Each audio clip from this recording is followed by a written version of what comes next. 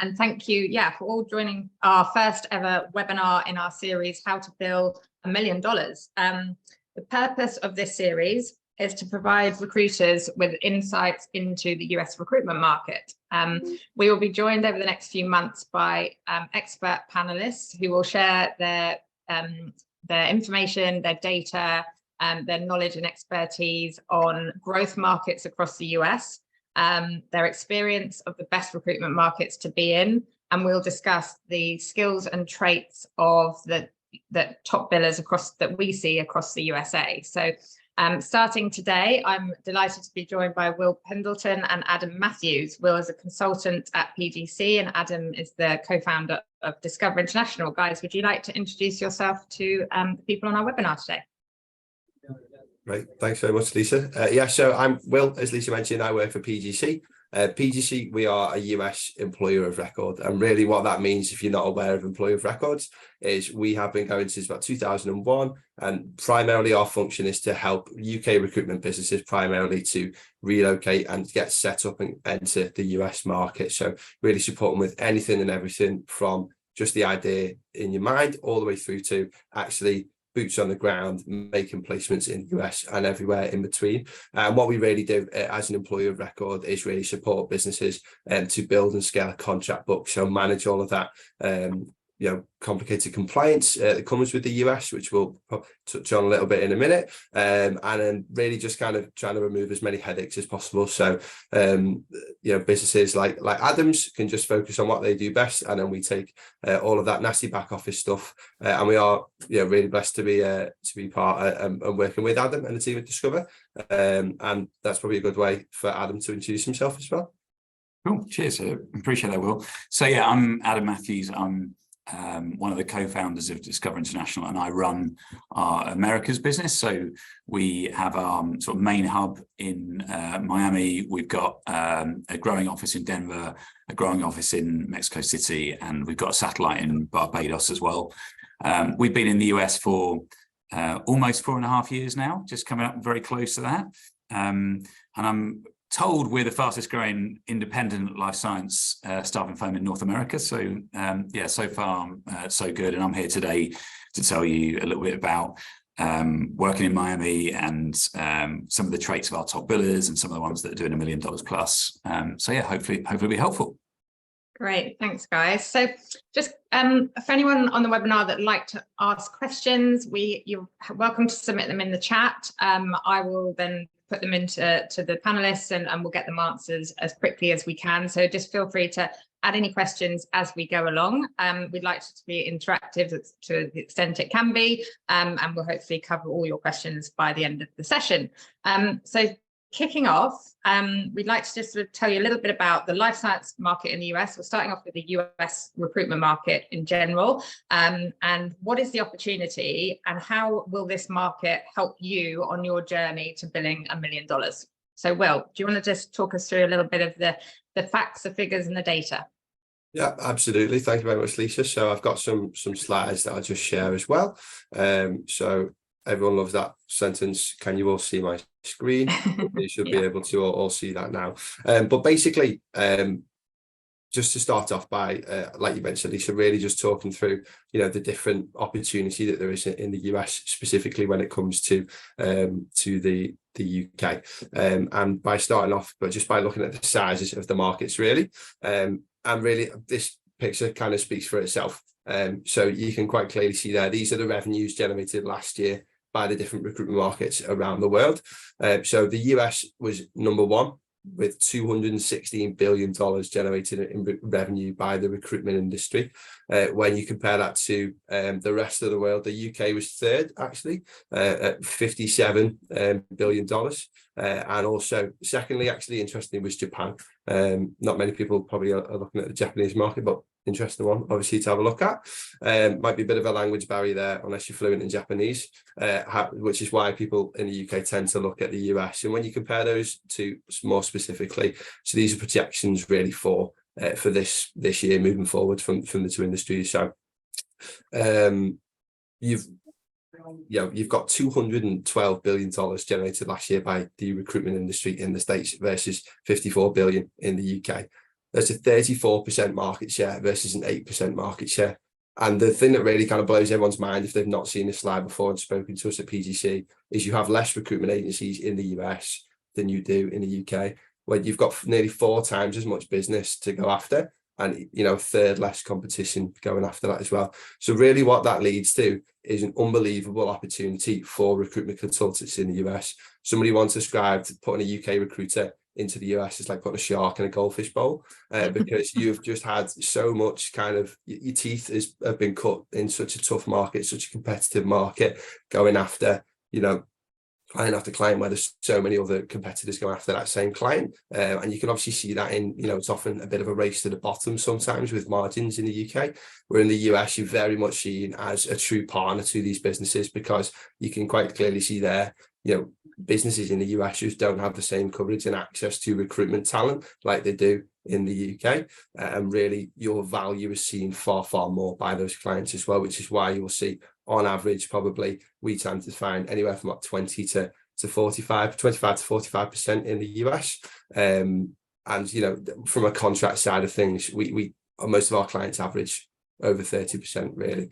I know Adam, we were going to share some information, and you're very kindly going to share some details on some of your fees as well, and some of the amazing fees that have been billed, because like we mentioned now, I'd say from the clients that we speak to, we find that most of them from a perm basis are probably averaging 25%, like I said, contract north of 30, and really, as well as that, it's not just the bigger percentages, it's also the higher salaries. And also then if you're targeting specific areas in the US where you have more higher salaries because it's a higher cost of living, like New York, like Massachusetts, like states we'll talk about in a minute, California's, you're really just boosting that fee that's going to come through at the end. So Adam, I know you had some great insights into that.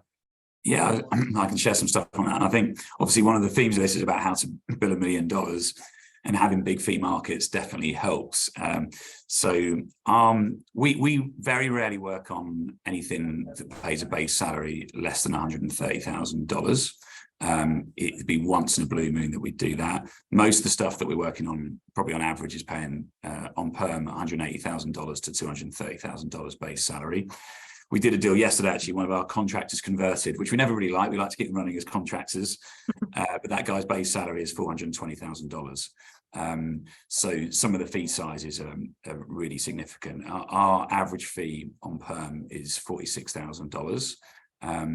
We sometimes do quite a lot bigger than that as well, but that's our average fee across our different markets.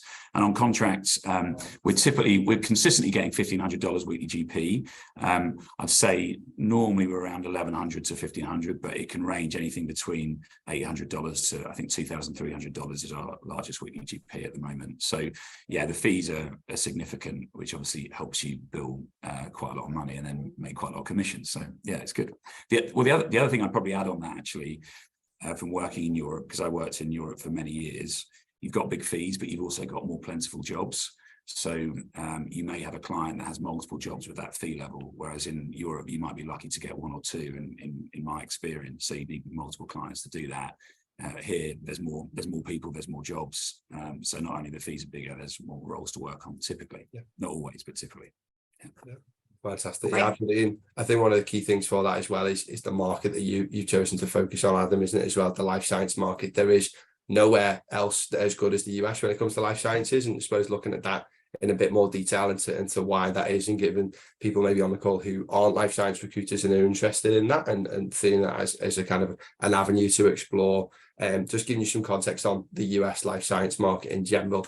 It is one of, if not the biggest employers in the US. For PGC's clients, it is by far our number one most commonly onboarded industry. So the clients we work with who make contract placements, they are most of those contract placements are in the life sciences industry.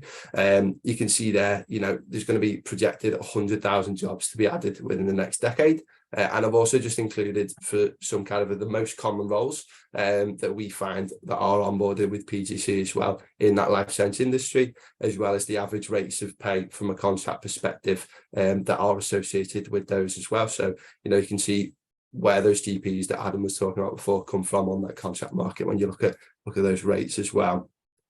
In terms of the the market in general, and what that's projected to do moving forwards. So this year it's predicted to grow 5%. Now, in a vacuum, 5% doesn't seem like a massive amount, but when you compare that the entire US recruitment market in general is supposed to grow by 2%, you can see that obviously this is one of the industries that is leading that growth and pulling the other ones that are maybe less than that up to get to that 2%.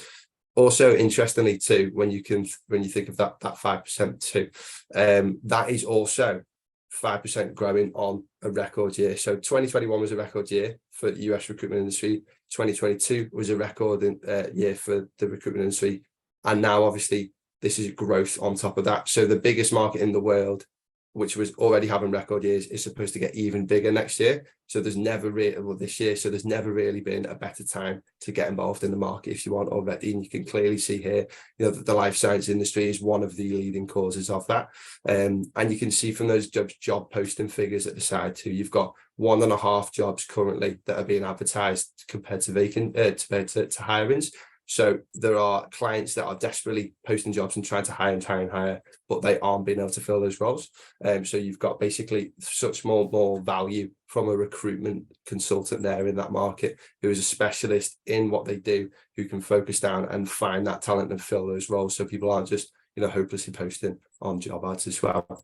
In terms of some of the key hubs that we tend to find, while Miami is an amazing place to be, and Adam will say that as well, in terms of that's not necessarily where you would focus down your efforts from a recruitment perspective in the life sciences industry. The big ones that people mainly go after are California, New Jersey, and Massachusetts as well. California will be no shock. It's the biggest economy in the US. If it was a country, it'd be the 4th biggest country in the world from a GDP perspective. It's as big as Germany from a GDP perspective. You've got, you know, really great schools, really great talent hubs in the likes of San Francisco area, Northern California. But what's interesting is more and more we're seeing a growth in Southern California as well, so San Diego. So you've got quite a lot of growth really happening in lots of key markets within there as well. New Jersey, one of the kind of key life science hubs in the States, located really closely to lots of key markets, and really home to some of the biggest players at the headquarters of some of the biggest players in those markets as well, like Johnson & Johnson, L'Oreal, Pfizer, who obviously everyone's heard of now over the past 3 years. And like I said, what you'll find is with all of these key hubs, they've all got really strong graduate hubs to universities as well. So obviously you've got Stanford in the US, in California, you've got Princeton in New Jersey, and in Massachusetts, which is like the gold standard. That is like where life sciences began. It's where it started. It's where everything comes out of. Where you've got Boston and Cambridge. Obviously you've got Harvard, MIT, Boston College. The list goes on. About 15 of the top 15 best universities are always in the kind of the Massachusetts region, and really it is kind of boasts one of the highest salaries in the States as well. So what Adam was just talking about before, those salaries being higher and how that varies in key markets, your Californias and your Massachusetts, because the cost of living is higher there, the salaries are higher. So obviously if you're placing workers in those roles in those states, then your margins are going to be, and your fees are going to be a lot higher as well. You can see there, according to, you know, a salary report by Biospace, you've got an average salary in that region of about $193,000 per year. So they are definitely the big three. Looking at some of the growth hubs, and again, Adam is already ticking these off, and we were talking before, he's already in all these markets already. But North Carolina is one of the quickest growing hubs for loads of different industries, but life science in particular, as well as tech actually, which is interesting. It's got a lot of the same benefits as like the likes of Florida, so nice quality of life, cheaper cost of living, by the beach, nice and sunny. You've also again got that great schools hub, so the Research Triangle, which is famous in North Carolina. Again, you can see there some of your big kind of companies moving there, and then one of the other interesting ones is Illinois as well. I always think Illinois, which is basically Chicago, nobody really kind of knows what it's famous for, but it just kind of always solidly puts up numbers. It's like a James Milner of recruitment. Like you're like, oh wow, they've got like 700 appearances. I don't know how, they're always like 6th or 5th on the list of whatever industry it is. And you know, that's an interesting one too, and quietly always just a really solid place to focus on. And then emerging, kind of coming in the back end, you're probably looking at the capital region. So these are much smaller markets comparatively. So Washington, DC, Maryland, also Virginia, and there's loads going on in those industries. Maryland, actually, so Washington, DC, you think about it, it's a really, really small comparative kind of region. It's not even a state, it's a district of Columbia. I don't even know, it's like a principality, it's something strange. I don't really know what it is. It's where the capital is anyway, and that's about 68 square miles just in kind of size. And that generates about $44 million of revenue in the contract market last year. So really kind of high concentration of firms in those markets as well. This is basically just a snapshot of that as well. Adam, might be good time for you to maybe share some information about where you find that the best success out of them. Yeah, I think, as you said at the start, although we're located in South Florida, we hardly do any work here, and only a little bit. There's a little bit of a life sciences industry here, but they're bigger industries elsewhere. So kind of almost as you described, right, you're very accurate in where we're doing most of our business. So Massachusetts will be number one for us. That's the market we've been doing the longest. It's a fantastic market. We've got many clients there. But right across those other states, a couple of others that you didn't mention. So Pennsylvania is really big for gene therapy. So that's a good market for us. And then Minnesota's pretty big in, surprisingly perhaps, it's pretty big in the med device and med tech world. Again, for people watching this from the UK, Minnesota might not be a totally well-known state, but in the med device arena, it's pretty big. So, but yeah, in terms of our major markets, they're the ones that you mentioned. So yeah, very accurate.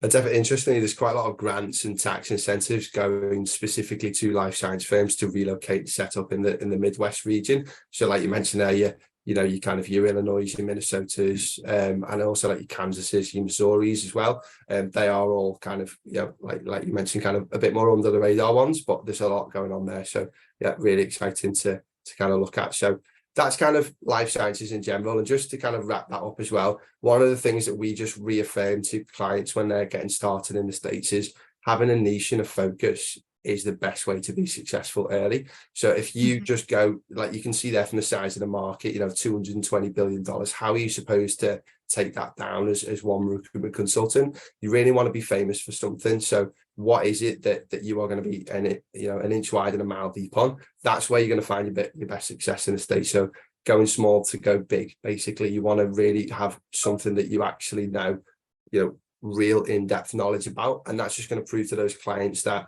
are really struggling to find that talent. Oh, wow, this person knows exactly what they're doing. And that's what hopefully Adam will kind of concur with later. That is, what sets kind of top billers apart, as well as they really understand their markets and the pain points that their clients are going after.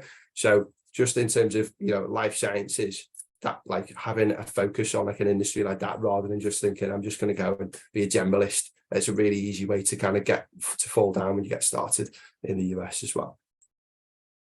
Great. Moving on to kind of like Miami in a bit more general, just to kind of look at, why the likes of kind of, Discover and so many other brands that you're hearing are moving out to Miami currently. I think Miami's very quickly going to be in the same vein as like Austin in terms of kind of key recruitment hubs of the US. I think it's, absolutely it's already probably very close to that, if not already at that stage already. Some of the reasons for that are the same reasons that people are moving to Texas. There's a massive brain drain going on at the minute from the likes of California and New York into the likes of your Texases and your Floridas. So that is basically meaning that the recruitment is better, the talent pool is better. And then also the main reason that lots of these clients are moving is two reasons: sunshine and tax. So essentially, in both of those states, so in Florida, you've got 0% state income tax on a personal level. And then also in Florida specifically, you have 237 days of sunshine a year. Miami is actually the place that sun lotion was invented. So it's not sun cream. Remember, UK consultants, when you're moving over, it's sun lotion. And that is where it was invented. So it's the warmest winter location of all in the US.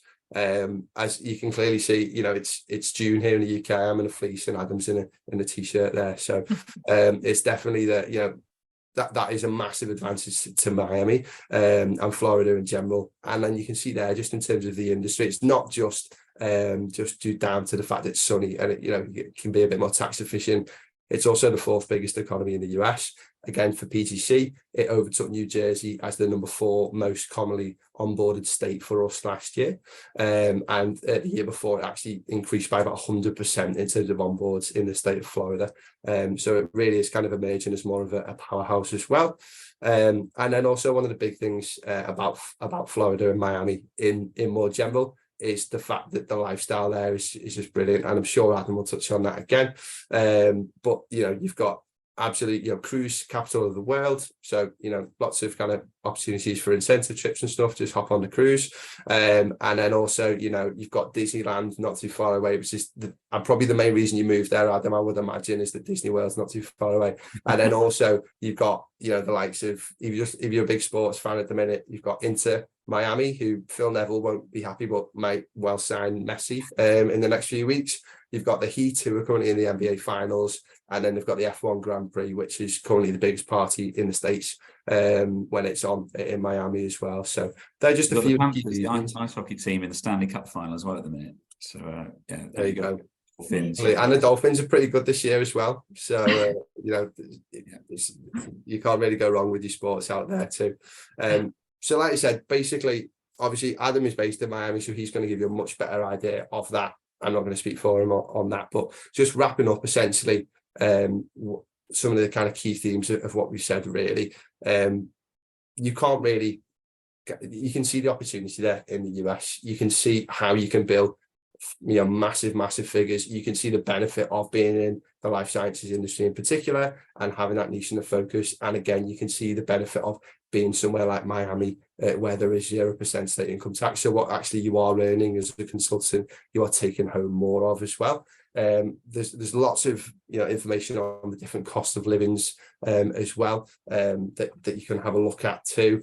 Comparative to New York, Miami is far cheaper, not just from a tax perspective, but actually from a rent perspective. So your actual disposable income is going to be more as well. And compared to London, you're going to have far more disposable income than you would currently in London too, and get far more for your money. So all of that basically is saying, this is amazing. How do we get hold of that? And that's exactly where Adam's going to come in and tell you how you can be $1 million biller. Thanks, Will. It's really helpful.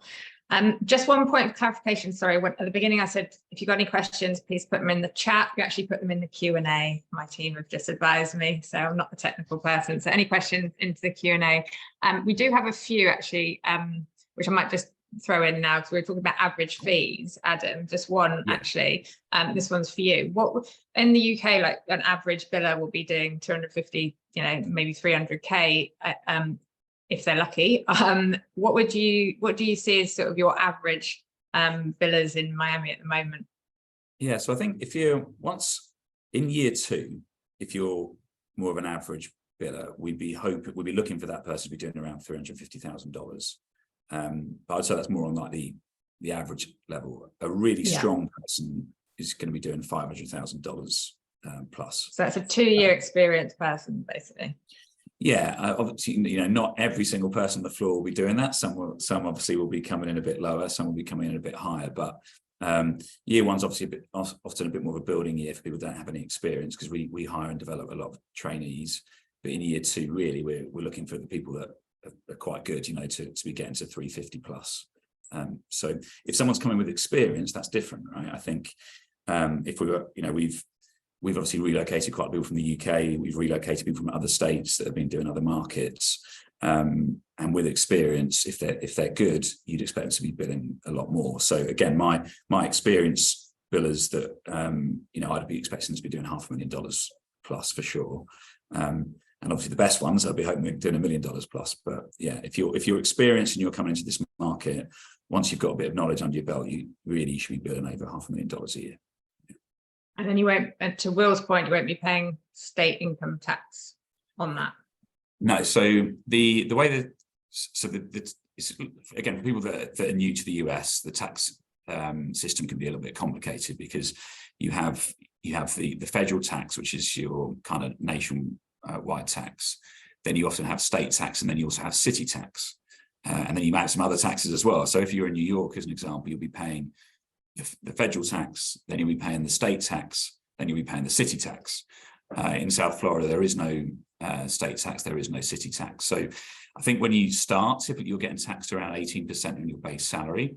I asked my top biller what he is getting taxed at the moment. He told me across, because he's done his, what they call a W-2 here, he did it recently. He got taxed 25% last year. He's making a serious amount of money and got taxed 25% on it. So again, very good compared to most parts of the world, and definitely compared to the UK.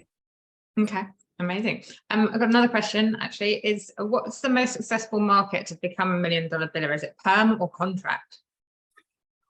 Difficult that answer, because we've got $1 million billers in both, right? I think if you're brilliant at recruitment, you can do either. And I think I was a perm biller, and I always used to get a little bit jealous of the contract guys, because you're kind of starting from zero every month and every quarter and every year, obviously, whereas the contract guys have a book running. But you know, the grass is always greener, isn't it?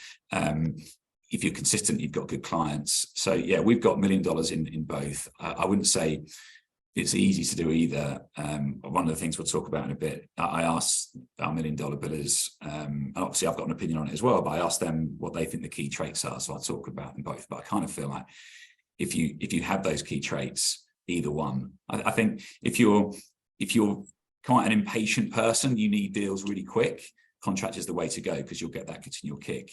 If you're a little bit more into longer processes and relationships with your clients, obviously you need relationships on both sides, maybe perm's the way to go. So I think it may more depends on the personality. You can bill $1 million in both in this market for sure. Yeah. Okay, right. And whilst we're on that subject, you were obviously one of the top billers at Hydrogen before you started Discover International. What do you think is the key to your success as a biller? Yeah, so yeah, not to blow my trumpet too much, but just for context of this, I was the top biller every year that I was there. So I've got a reasonable insight into it. So there's a few things that I think I used to think about. So obviously, you know, to be a top biller, you've got to be better than average, and I think that comes with a certain personality trait. So I was incredibly hungry, and I was almost obsessive about it. Like I had to be top of the boards. I was competitive in that regard. Like I always wanted to be the number one. So I think if you want to be a top biller, you want to be doing $1 million, you just got to have something's got to be driving you and really forcing you to do it, because consistency is really important. You need to be doing it all the time. Yeah. But I think a couple of the key things I think I had, and what I see our top people do, I would maximize my time in the day. So I kind of almost feel like, so our most important commodity is time. And I think for people that see experienced recruiters, they probably know that you could work at your desk all day, every day, and never stop. There's always another person you can call. There's always another lead you can chase. There's always another message you can send. There's always another follow-up you can do. So I used to almost think about it, visualize it as the sands of time ticking away. And for that, it's getting the most out of every single call. So, you know, I was very good at headhunting, but if I was headhunting someone, I'm not just getting a resume, I'm making sure I'm getting leads, I'm making sure I'm getting referrals, I'm making sure I'm getting manager names, I'm making sure I'm understanding what's going on in their organization, so that I'm getting multiple things out of every call. And I in particular was very good at referrals. So if I was working one job, I'd be able to get referrals for multiple jobs at the same time. And if I ever forgot to do it, if I put the phone down, I just phone them straight back up and try and get that extra bit of information. So I think getting the most out of every single call, you know, if you're calling to book an interview or to head on and get a CV or whatever else it is, get more out of those calls. I think that was really important for me. I think the other thing that I thought a lot about, and I think it's definitely a value we have at Discover, and I think, again, a trait our top performers have, because I think it's something shared across the organization, and that is about giving real value to the client and the candidate. I think a common mistake some recruiters make, and particularly if they're newer, they're often thinking about what's not necessarily consciously, but maybe subconsciously, what's in it for them, right? Whereas if you're trying to communicate with the client, or you're emailing the client or the candidate, or trying to get them on a call, always thinking about what is the value for them, so that they want to engage with you. And I was never one, and we're never one for like price gouging or pushing up a salary. If we can get a candidate at good value and we can make the candidate and client happy, that client and candidate will keep working with us. So I think just trying to do the best job I could for my client and candidate, means they'll just keep coming back to you. So you get clients for life and they keep on using you over the competition. So they were there's probably a load of things I could go through, but I don't want to talk for hours. No, that's great. I think getting the most out of the time is the key one that we see. So we asked obviously a few of the people that we work with. We've got a couple of $2 million billers. One of them said to me, have a clear strategy with a why and set clear goals using intention behind every task, so that will lead you to overachieving your goals. So I think it is that time management, setting your tasks and cracking on is a key one. Cool. If you want me to, I mean, like I say, I got some of our $1 million billers to tell me some of their key things, so I can go through that now if you want. Yeah. So there's a few key themes. So again, the time thing came up a lot. One of the team, he was talking about, you have a standard KPI to hit a base. He's always trying to hit above that. His point was, if you need to build $1 million, you need to be doing it above and beyond. And also the consistency.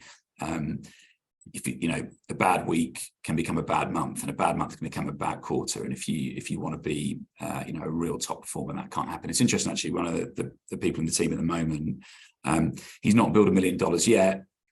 He's brilliant, but he's a little bit inconsistent because he'll have amazing quarters and he might take the foot off the gas. This year, I hope he's going to do $1 million.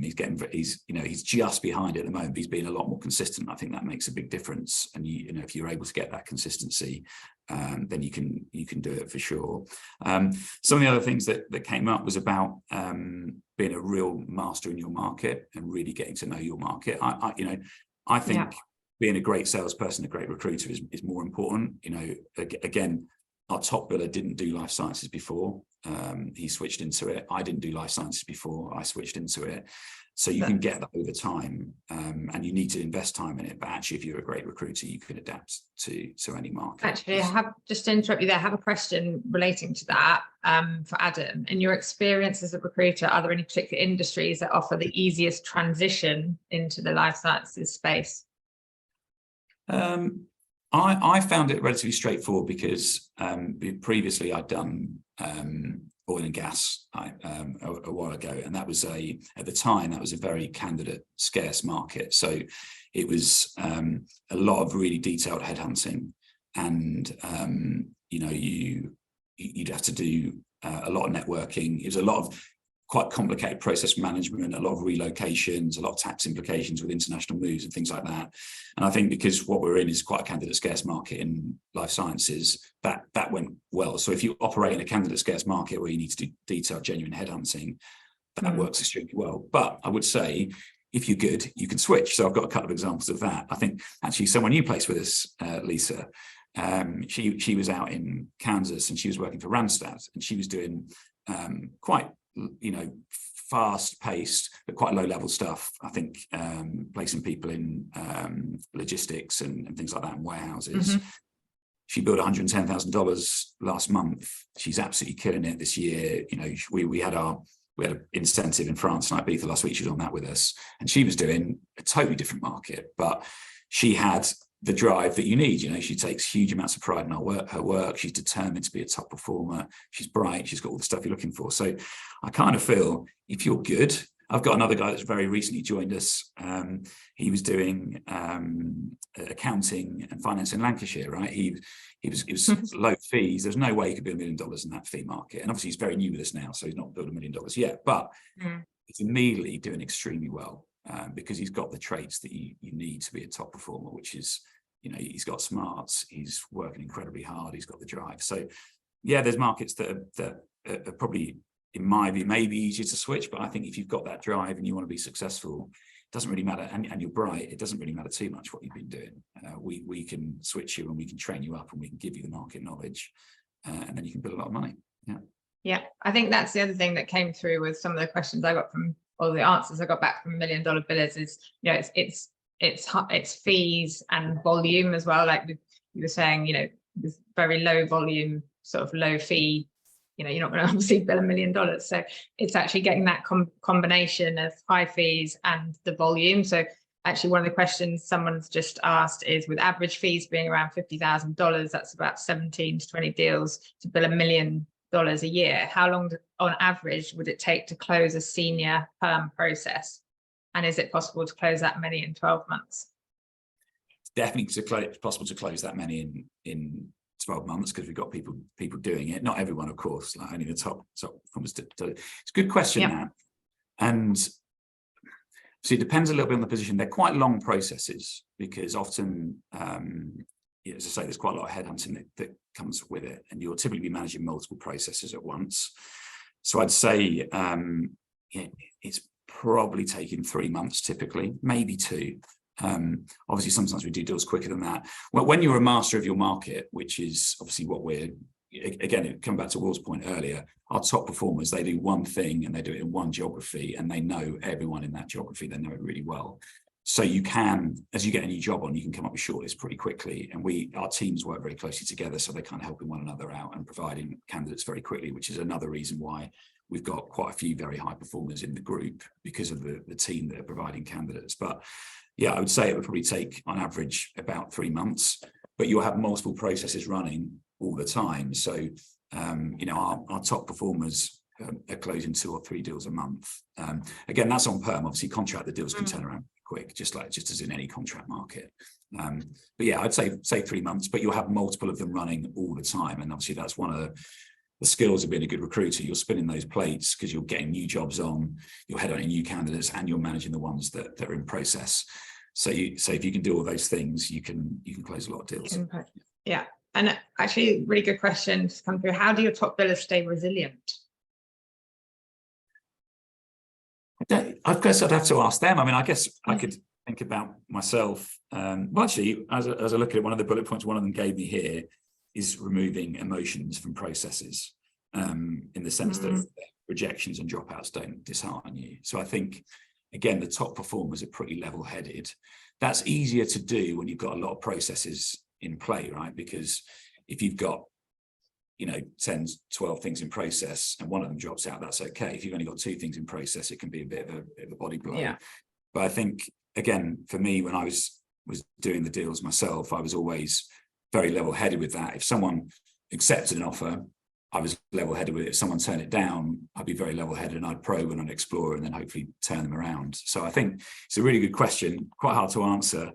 You just got to try and stay level-headed, and maybe you get that over a little bit of time after you've had a few a few bad things happen. But yeah, I think it's that volume point again, volume and value point that we keep coming back to, but also having nerves of steel, because the higher volume, higher value you're working at, if something drops out, that's going to hurt a lot more than if it was I think my take on that a little bit is I was, again, through Hydrogen and then at Discover, I was always known as a good closer. I always felt if I've done everything I can to close the deal, so if I've found out everything I possibly can, I've got out every objection during the process, if the job isn't right for that candidate, then that's absolutely fine. I've done my job as well as I possibly can. If something came out at the end that took me by surprise, which after some experience hardly ever happened, unfortunately, but in the early days, I'm sure it happened a little bit, that I'd find incredibly disappointing. I'll get frustrated. So I think, again, myself, over time, I probably got to a point where I was very, and I'd like to think, because we could give you training here, most people are like that. We're very good at getting at every objection. At the end of the day, if you've understood everything about your candidate, you've solved every problem there is, you'll probably do the deal. Almost, your offer to acceptance ratio should be high. But if it doesn't, it's not your fault. Move on to the next one. And if you've got the volume that, again, top billers have, that next one's coming along pretty quick, so you can get over it pretty fast.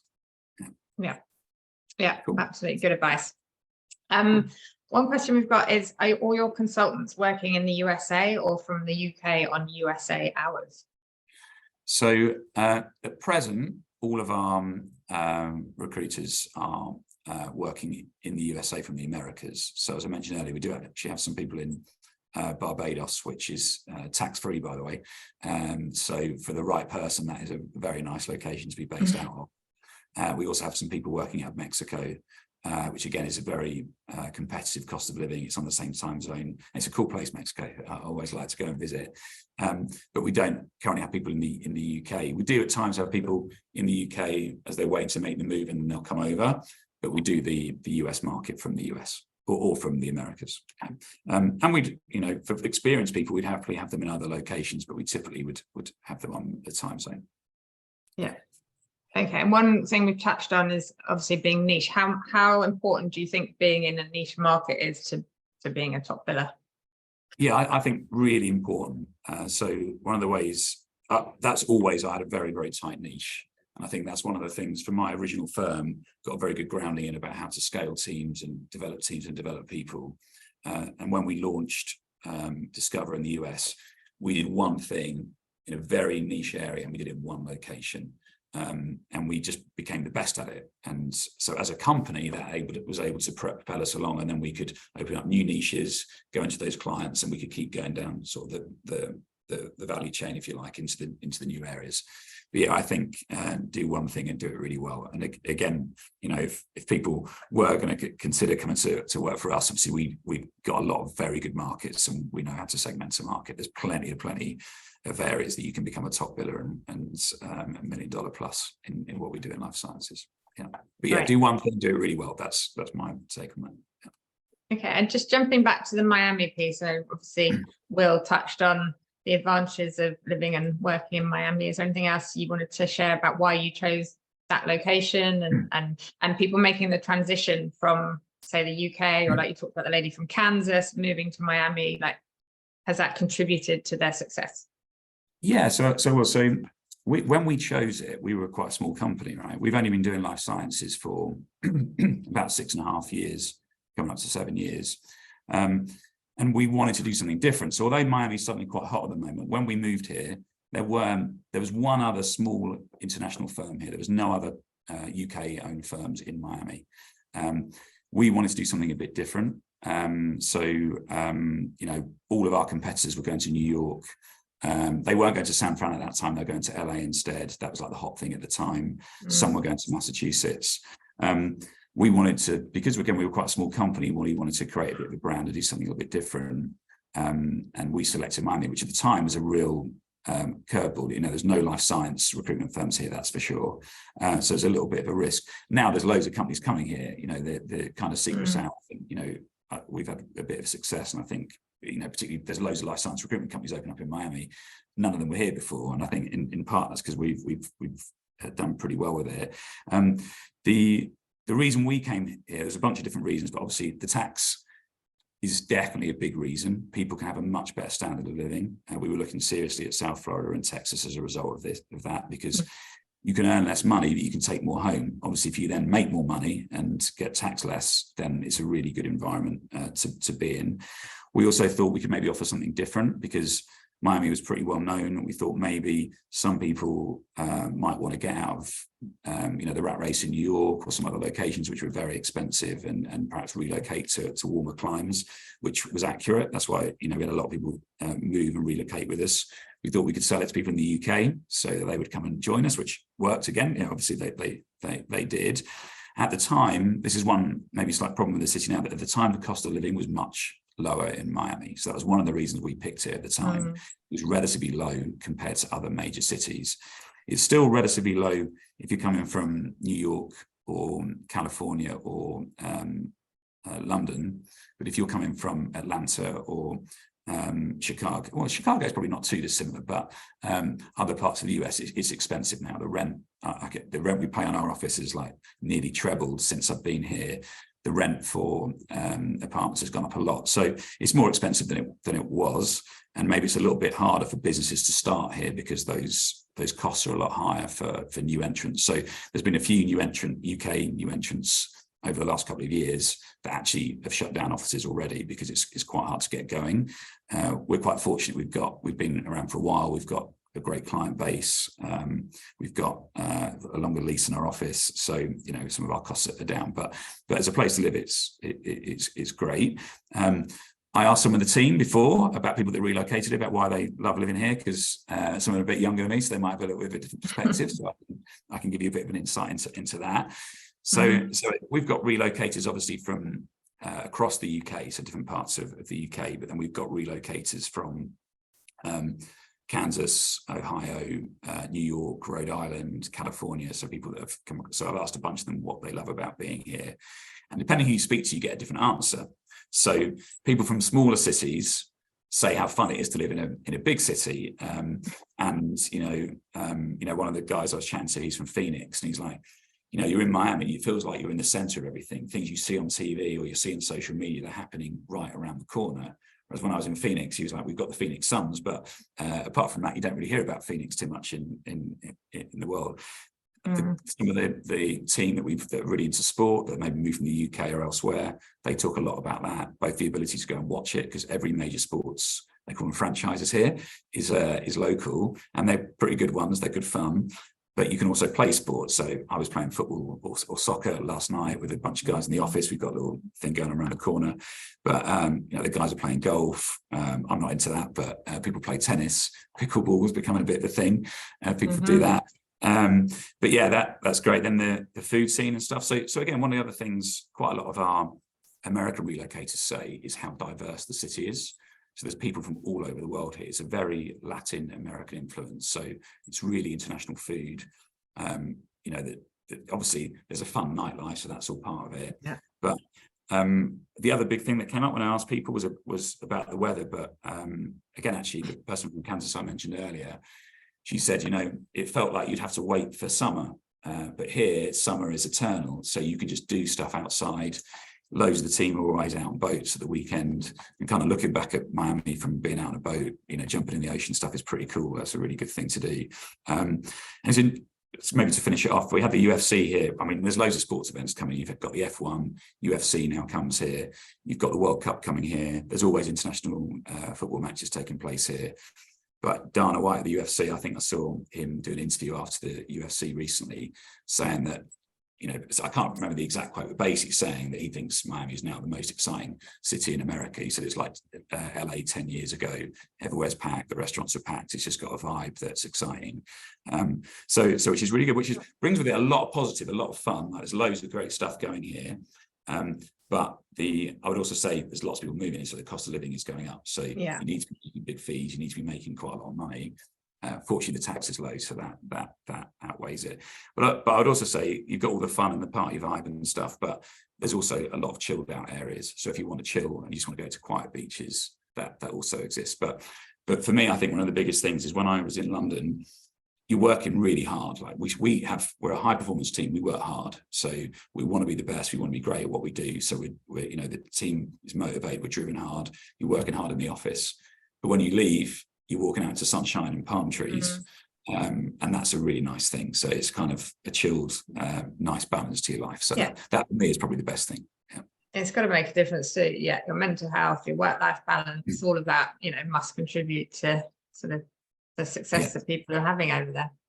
Yeah. Well, I think so. Again, referred to my top biller a couple of times. He, when he came here, he was going to I'm coming for 2 years. I'm going to go back. We're now doing his green card for him. That's maybe interesting. That's something we do that, to my knowledge, no other firms do. Well, no other, I'm sure some do, but we do give people green cards after 3.5 years of service, which very few companies do, because I guess there's a fear those people will then leave because you don't, the visa is not attached to them, but we will pay and provide people with a green card after 3.5 years. He wants to stay here forever. He's going through his application right now. So yeah, it's a cool. Yeah. Great. Well, listen, I think I think we've covered a lot. I appreciate people being on for quite a while. And just wanted to say a great, thank you to both Will and Adam for their time and sharing their insights. If you want to know anything else, please do get in touch. There's like hundreds more questions, but we just haven't got time to go through all of them now, but I think I've picked out some good ones. And hopefully you've got a good overview on what the US recruitment market is like, why you should go into the life sciences recruitment market, and what opportunities it can offer you in terms of achieving those top biller numbers, why you should do it in Miami. I think we all feel that would be a great place to be, and also those traits and skills of what it takes to be a top biller. And I think, as we talked about, time management, being in a niche market and developing those relationships, is I don't know, Adam, if that's kind of the key ones that you would say. Yeah, absolutely. And I'd say if anyone had any other questions, feel free to add me on LinkedIn, ping me a message. I'll be very happy to answer anything. So yeah, all good. Great. All right. Cool. Well, thanks, guys. Right. thanks, everyone, Okay. for joining, and we'll see you at the Cheers next for that, Lisa. Cheers, Will. Thank you. event. Brilliant. Cheers, guys. Thank very much. you. Thanks everyone for joining. Bye-bye. Thanks, Lisa. Bye-bye. Bye.